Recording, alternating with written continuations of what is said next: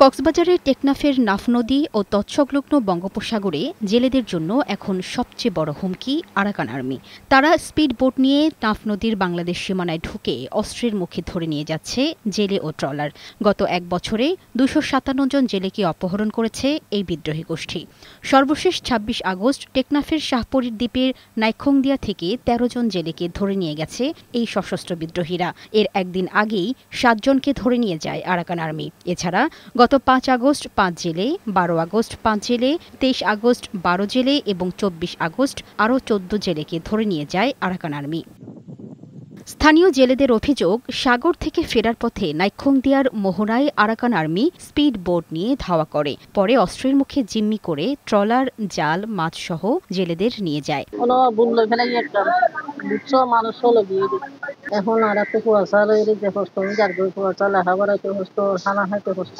পাতালে দূরে দূরে বাদে তারপরে আবার আয় হতে মগবাগি তারে তো যে দড়ি বাদে ইতারে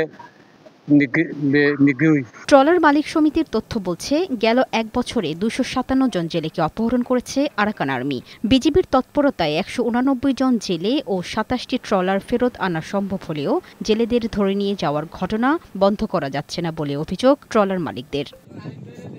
সীমান্তের নিরাপত্তায় বিজিবি এবং কোস্টগার্ড সার্বক্ষণিক তৎপর রয়েছে বলে জানিয়েছেন বিজিবির সেক্টর কমান্ডার। ২৪ ঘন্টা নাফ নদীতে আমাদের টহল আছে।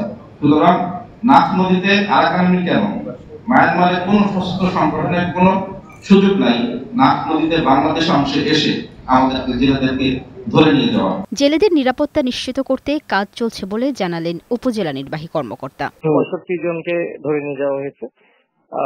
আমরা ইতিমধ্যে এখানে টহল বৃদ্ধি করেছি। এছাড়া বাংলাদেশিরা সীমানা যেন অতিক্রম না করে জেলেদেরকে বারবার সেই বিষয়ে বোঝানো হচ্ছে। এসব ঘটনায় অপহৃতদের দ্রুত ফেরত আনার দাবি জানিয়েছেন অপহরণের শিকার জেলে পরিবারগুলো।